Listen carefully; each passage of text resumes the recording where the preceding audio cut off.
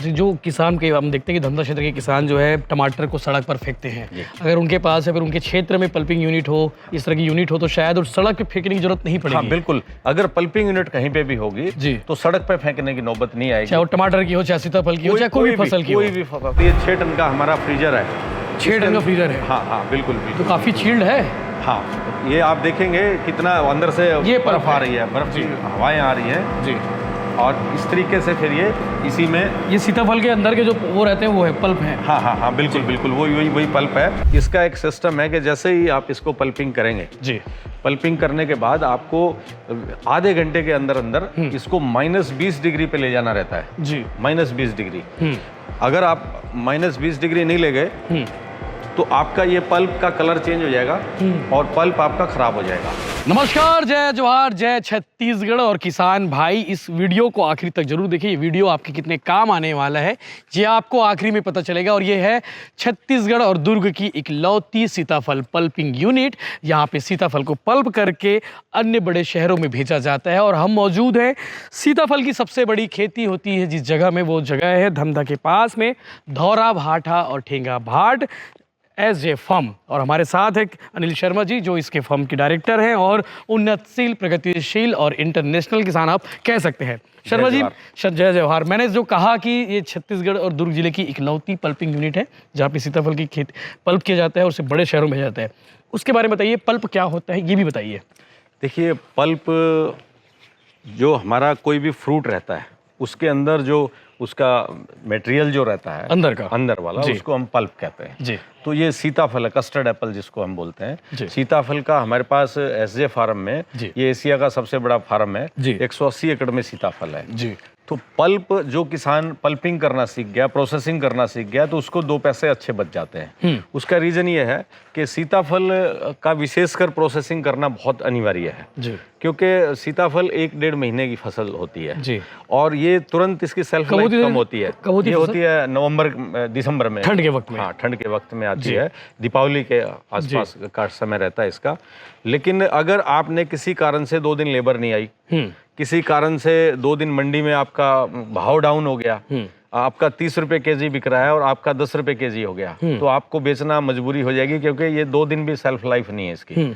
तो इसके लिए क्या है, अगर आपके पास पल्पिंग यूनिट है जी, तो आप मंडी नहीं ले जाएंगे, आप इसकी प्रोसेसिंग करेंगे जी। पल्प निकाल, यानी कि छिलका बाहर निकाल के जी, और उसके अंदर का जो पल्प रहता है उसको आप प्रोसेसिंग करते हैं जी, और उससे पल्प बनाते हैं। तो इसलिए ये यूनिट हमारे जो फार्म है जी, उसको सपोर्ट करती है जी, कि ये हमारा वहाँ पे जैसे ही हम गिरते हैं जी, 10 रुपए केजी अगर भाव आया, हम जब हमारा फ्रूट 30 रुपए केजी से ऊपर रहता है हम मार्केट में बेचते हैं। तब जैसे 30 से नीचे आया हम पल्पिंग करते हैं। जो किसान के हम देखते हैं कि धमधा क्षेत्र के किसान जो है टमाटर को सड़क पर फेंकते हैं। अगर उनके पास या फिर उनके क्षेत्र में पल्पिंग यूनिट हो, इस तरह की यूनिट हो, तो शायद उस सड़क पे फेंकने की जरूरत नहीं पड़ेगी। हाँ बिल्कुल, अगर पल्पिंग यूनिट कहीं पे भी होगी जी, तो सड़क पे फेंकने की नौबत नहीं आएगी। चाहे वो टमाटर की हो, चाहे सीताफल की हो, चाहे कोई भी फसल की हो, कोई भी फ्रूट कोई भी है, कोई भी फसल है जिसको हम पल्प करते हैं, अगर उसमें पल्पिंग यूनिट है तो आप वहाँ ले जाकर के पल्पिंग कर सकते हैं जी।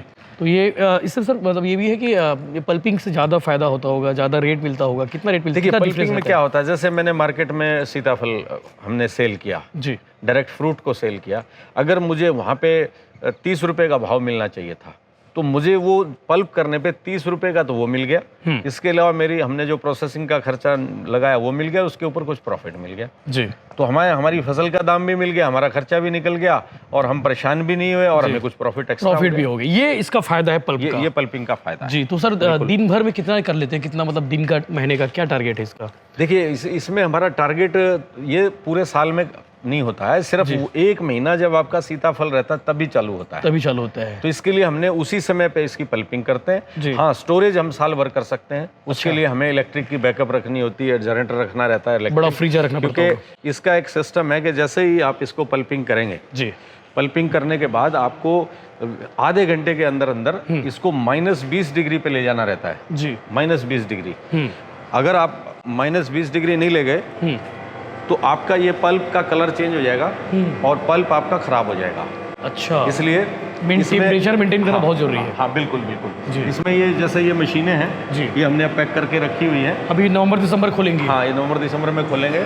इन मशीनों को आप इसका कवर उतार के इसमें पल्प डालते हैं तो वो बीज अलग कर देती है और पल्प को अलग कर देती है। अच्छा, फिल्टर कर देती है। फिल्टर कर देती है। इसके बाद हम उसको पैकिंग में डाल के पल्प को और डीप फ्रीजर में डालते हैं। आप देखेंगे ये डीप फ्रीजर है। ये बड़ा जी, ये डीप फ्रीजर इतने शक्तिशाली हैं कि ये आपका आधे घंटे में उसका टेम्परेचर -20 डिग्री कर देते हैं। तो -20 डिग्री पे आने के बाद ये पत्थर की तरह हो जाता है। पल्पिंग एज इट इज एकदम जैसे वो बिल्कुल उसमें जैसा वो पल्प था जी, वैसा ही पल्प इसमें आएगा जी। और फिर उसके बाद ये 6 टन का हमारा फ्रीजर है। 6 टन का फ्रीजर है। हाँ हाँ बिल्कुल बिल्कुल। तो काफ़ी चिल्ड है। हाँ, ये आप देखेंगे कितना अंदर से ये बर्फ आ रही है, बर्फ की हवाएं आ रही हैं जी। और इस तरीके से फिर ये इसी में ये सीताफल के अंदर के जो वो रहते हैं वो है पल्प है। हाँ हाँ हाँ बिल्कुल बिल्कुल वही पल्प है। तो ये इसी में रख दिया जाता है जी। और उसी तरह से चैन सप्लाई रहती है कि आपका बना इसमें रख दिया और फिर इसके अंदर से मार्केट में जाता है। मार्केट में से किस रूप में पेश करते हैं इसको? मार्केट में ये जाता है हमारा रबड़ी के रूप में जाता है और शेक बनाते हैं, आइसक्रीम बनाते हैं जी। नेचुरल आइसक्रीम जो आजकल डिमांड बढ़ी है, नेचुरल आइसक्रीम में कस्टर्ड एप्पल की आइसक्रीम मिल नहीं पाती है जी।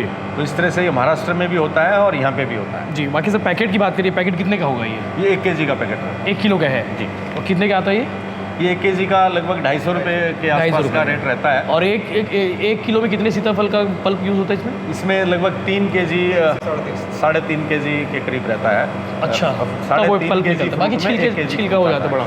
बिल्कुल। ये बड़ा अंदर फ्रीजर है जी। तो बिल्कुल कहाँ का सप्लाई करते हैं सर अगर देश की बात? को हम लोग महाराष्ट्र में सप्लाई करते हैं जी।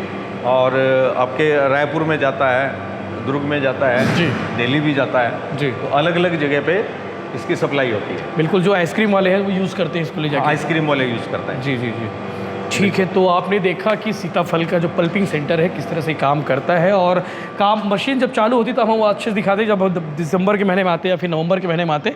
लेकिन पल्पिंग सेंटर ये दिखाना भी ज़रूरी था कि इस तरह से किसान दोगुना लाभ कमा सकते हैं अपनी फसल से पल्प करके प्रोसेसिंग यूनिट डाल के। सर थोड़ा सा कॉस्टली होगा ये, लगभग टोटल 20 लाख रुपए के आसपास की यूनिट है जी जी जी। ये तो 2-3 साल में अगर रिकवर कर लेंगे और अच्छे से मेहनत करके किसान रिकवर कर लेता है। अगर अच्छी सप्लाई हो जाती है, अच्छा रेट मिल जाता है जी, तो वो हो जाता है। बिल्कुल बिल्कुल। अगर कोई किसान के मन में कोई सवाल है, जिन्हें लगता है कि पल्प यूनिट को देखना चाहिए, तो वो बिल्कुल आ सकते हैं। दुर्ग जिले में धमदा है और धमदा के अंदर बेमेतरा विधानसभा में ये धौरा भाटा और ठेंगा भाट है। इन दोनों गाँव के बीच में एज ए फर्म है जहाँ पे 500 एकड़ से ज़्यादा एरिया में आपको अलग अलग प्रकार के फार्म्स वगैरह में देखने को मिलेंगे, फसल देखने को मिलेगी। और उसी में से 180 एकड़ है जो एशिया का सबसे बड़ा सीताफल की खेती जहाँ पे जिस जगह में होती है वो यही है और उसके अंदर में ये पल्प यूनिट है। डिटेल में आपको डिस्क्रिप्शन मिल जाएंगे और भी इससे रिलेटेड वीडियोज़ आप देख सकते हैं जिस पे हमने बहुत सारे विषयों पर बातचीत की है।